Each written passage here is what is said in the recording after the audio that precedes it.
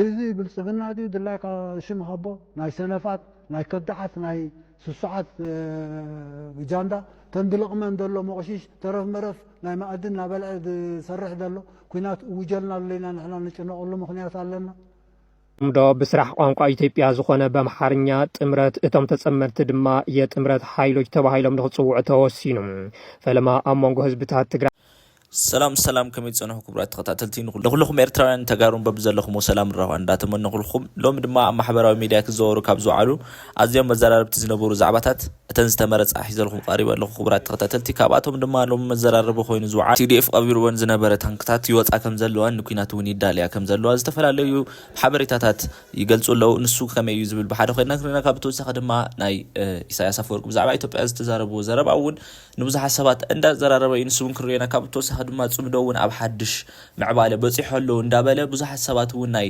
ተሓጓስ ብስራት ዜና ይቀርቡለው ዝቡን ብሓደ ኮይና ክርና ክብራት ተኸታተልቲ ዚኦም ነዚኦም ዛመሳሰሉ ካልኦት ህሉ ኩነታት ዜናታት እውን ሒዘልኩም ቀሪብ ኣለኹ ቅድመ መደብና ምጅማርና ግን ላይክን ሰብስክራይብን ምግባር ከይትርስዑ ዝምባል ናብ ዝቕጽል መደብና ንቐጽል ሰላም ጥዕና ሀበለይ ዝኸወርኩም ተመልከትና ነዝዕለት እዚ ዝሓረናዮም ዜናታት ቴሌቪዥን ትግራይ አርስተ ዜናታት ብምልላይ ፈሊምና ሓዚ ድማ ናብ ዝርዝራቶም ክንሰግር ዜናታት በመምራሕ ሃፍት ገብሩ በመዳይ ምልክት ቋንቋ ድማ ሰለሞን ኃይሉ ምስ መላእ ሰሙያ ስቱዲዮ ቴሌቪዥን ትግራይ ሓቢርናኩም ክንጸንሕና ንምክትታልኩም በመዕዳም ናብ ፈላማይ ዜና ከስግረኩም ዝተጀመረ ርክብ ህዝብን ህዝቢ ዘንጸላልዎ ሓበራዊ ሓደጋ ንምብዳህ ረብሑ ዕዙዝ ስለዝኾነ ተጠናኺሩ ክኸይድ ይሰርሕ ከም ዘሎ ምምሕዳር ዞባ ምብራቕ ትግራይ ኣፍሊጦም ዛጊድ ኣብ ርክብ ህዝብን ህዝቢ ዝተሰርሐ ስራሕ ዝሐሸ ለውጢ የምጽእ ከም ዘለውን ተገሊጹ ፍስሐ ጽዮን ገብረ ኣበዝጊ ተወሳኺ ዘሎ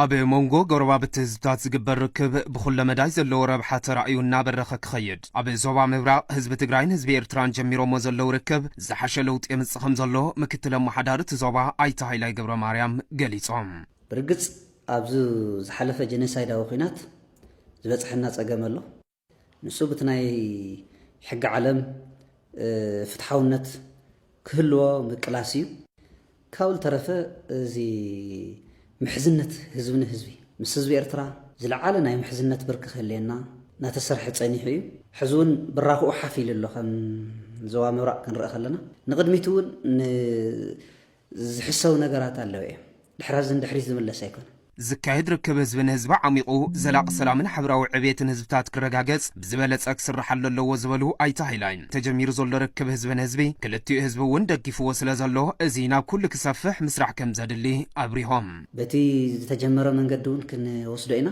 እቲ ህዝቢ እውን ናብቲ መድረኽ ይምሕፀን እዩ ዘሎ ባይዘዊ ካብ ክልቲኡ ህዝቢ ድሌት بمقصد مخبرات تخطيط تعرف لما كم زجلت خو تي صمدو ناب حدش مع بالات كم زبصحن حدش درجات وني ريلو كم زلو زتفلالو حبريتات يገልጹ እስከ ቲቢስሊ ሪኔን መልስ ምዶ ብስራሕ ቋንቋ ኢትዮጵያ ዝኾነ በአምሓርኛ ጥምረት እቶም ተጸመርቲ ድማ የጥምረት ኃይሎች ተባሂሎም ንኽጽውዑ ተወሲኑ ፈለማ ኣብ መንጎ ህዝብታት ትግራይን ኤርትራን ተጀሚሩ ድሓር እናሰፍሐ ኸይዱ ኣብ መላእ ኢትዮጵያ ዝርከቡ ኃይልታት ዝሓቆፈ ጽምዶ ሕዚና ወሳኒ ምዕራፍ ዝተሸጋገረ ይመስል ንኃይልታት ኤርትራ ትግራይ ሱዳን አምሓራ አፋር ቤንሻንጉል ጉሙዝ ሶማሌን ጋምቤላን ዘጠቃለለ ጽምዶ ሕዚ ጥምረት ተባሂሉ ንኽጽዋዕ ከም ዝተወሰነ ተፈሊጡ ኣሎ ነቲ ጥምረት ዝፈጠሩ ኃይልታት ድማ ኃይልታት ጥምረት ተባሂሎም ንኽጽውዑ ማእኸላይ ኮሚቴ ጥምረት ከም ዝወሰነ ሎሚ ዝወጹ ሓበሬታታት የመልክቱ እቲ ጥምረት ኣብ ደቡብ ትግራይን ኤርትራን አፋርን ኤርትራን ካብ ዝካየዱ ርክባት ህዝብን ህዝቢ ሓሊፉም ኣብ ሱዳን ካርቱምን ፖርት ሱዳንን ክልተ ግዜ ሓደ ግዜ ድማ ኣብ ኬንያ ናይሮቢ ተራኺቦም ዝዘተየን ትትከውን ኣብ ኣሜሪካ እውን ከም ዝራኸብ ዝግለጽ ኣብዚ ሰሙን ዝወጹ ዘይስሩዕ ሓበሬታታት ከም ዘመልክትዎም መራሒ ፋኖ ዘመነ ካሴ ንጽምዶ ንኽመርሖ ከም ዝተመዘዘ ዝጠቅስ እዩ እዚ ኣብ መንጎ ዝተፈላለዩ ፖለቲካዊ ኣተሓሳስባ ዘለዎ ሓይልታት ዝተፈጠረ ጥምረት ሓደጋ ህልውና ኩሎም ህዝብታት ንዝኾነ ስርዓት ብልጽግና ንምእላይ ዝዓለመ ከም ዝኾነ ክግለጽ ጸኒሑ እዩ እቲ ጥምረት ፖለቲካውን ብረታውን ቃልሲ ብምውዳድ ንስርዓት ብልጽግና ንሓንሳብን ሓዋር ንምእላይ ከም ዝኾነ ይግለጽ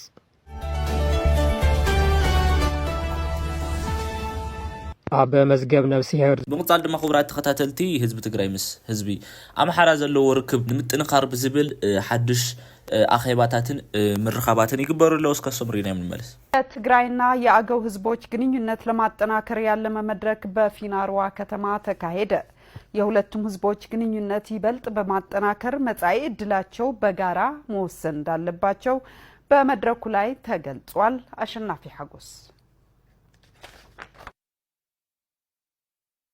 የትግራይና የአገው ህዝቦች ለዘመናት አብረው የኖሩ በባህል በቋንቋ እንዲሁም የተዋለዱና በጋራ ታሪካዊ ሂደቶች የተሳሰሩ ናቸው። ይህ ግንኙነታቸው ለማጠናከር በማለም በፊናሯ ከተማ የህዝብ ለህዝብ ግንኙነት መድረክ አካሂደዋል። በተካሄደው መድረክ ላይ ንግግር አቶ ግዴ ገብረ ክርስቶስ በበኩላቸው የፎረሙ ዓላማ ሁለቱም ህዝቦች የገጠማቸውን ችግር ተገንዝበው ከችግሩ የሚወጡበት መንገድ ጠንቅቀው እንዲያውቁ ያለመ እንደሆነ ገልጸዋል። የዛሬ የሰላም ፎረም ዋና ዓላማው ያገውና የትግራይ ህዝብ አሁን ያለበትን አውቆ ከዚህ ችግር የሚወጣበትን መንገድ ጠንቅቆ ማወቅ መቻል አለበት።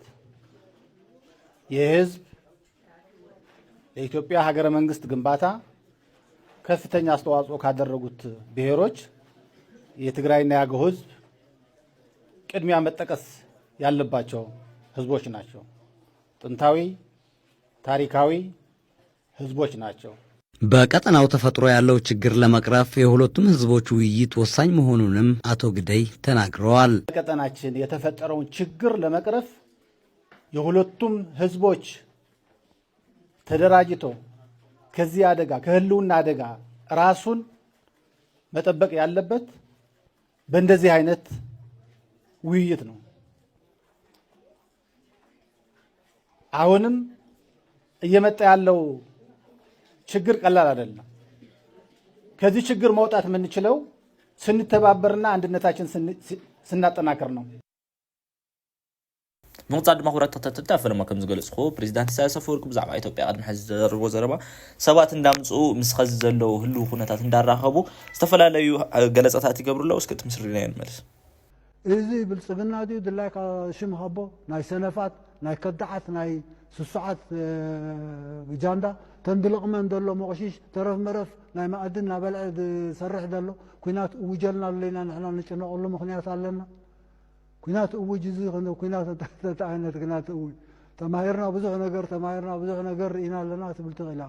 ኣብ መወዳእታ ግን ኣነ ነዚ ጉዳይ እዚ ከም ናይ ኣቦይ ሳልሕ ፅውፅዋ ኣሎ ነዊሕ ዛንታ እዩ ግዜኹም ከጥፍኣልኩም ኣይደልን እየ። ግን ሰነፍ ወይ ሰይጣን ንገዛእ ርእሱ ሰብ ተመሲሉ ኣብ መገዲ ፀናሓካ ዕድመካ ንዓቡን ሻያሲ ተንዓ ከም ዝብለካ ክቋረቐካ ምእንቲ ኣይፋለይን ከምቲ ኣቦይ ሳልሕ ድብሎ ስራሕ ኣላትኒ ስራሐይ መሰሳለጥኩ ክመፃካ እየ ትብሎ እምበሪ ከምኡ ኢሉ ፀብሓካ ሓደ ሰነፍ ኣብ መንገዲ እንድሕር ፀኒሑካ ብሰነፋት ተዓዲምካ ኣብ ቆይቆይ ትእቶ ዝበሃል ትምህርቲ ቀደም ተማሃርናዮ ኣብ ዓዲ ሹማ ናይ ሰነፋት ትምህርቲ የለና ናብኡ ንሕና ቅድመ 25 ዓመት ወዝ ኣቦይ ቀሺ ግደይ ሞይ አሚና ካለ አርስቶት ብጾትና ክንዛረብ ክንመካከር ክንጻወት ነርና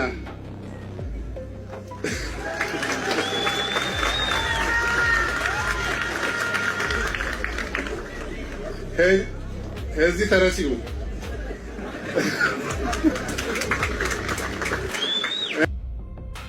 አሁን ተረሳ እዚህ ተረሲዩ ዊዝ አቦይ ቀሺ ነው የሚለው በእንግሊዘኛ ይቀላቅላል። ምስ አቦይ ቀሺ ለማለት ዊዝ አቦይ ቀሺ ይላል። አቦይ ቀሺ ግደይ ነው የሚለው። ይሄን ፈገግታ ድሮ ነበር ሰው ያውቀዋል። አገኛቸው እዛ ከ5 ዓመት በኋላ እነዚህ ሰዎች አገኛቸው፣ ተጫወተ፣ ትምህርት ቤቱን አስመርቆ ሄዱ። መጨረሻ እነ ባጫ ደበሌ አንድ ፋብሪካ አላወደምንም የሚሉት አንድ ፋብሪካ ትግራይ ውስጥ አላወደም ሻዕቢያ ነው የወደመው የሚሉት አልመዳ ጨርቃ ጨርቅ እንዴት እንዳደረጉ ተመልከቱ። ነገር እዚህ ውስጥ ልብስ ፋብሪካ ነው። በጣም ይገርማል። በጣም የሚገርም ነገር ነው። ያው ቤተሰቦቻችን ያው የህፃናቶች ነው። በጣም የሚገርም ነው።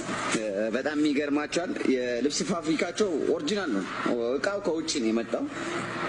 በጣም የሚገርም ነገር ነው። ይሄን እንደምታዩት አልመዳ ጨርቃ ጨርቅ እንዴት አድርጎ ሲዘርፉት እንደነበረው የኢትዮጵያ መከላከያ ሰራዊት ተመልከቱ። በስንት ብር ነው የምትገዛው? ዋጋው ስንት ነው? ይሄን ባጫ ደበሌ አንድ ባላወደም ነው የሚለው ተመልከቱ።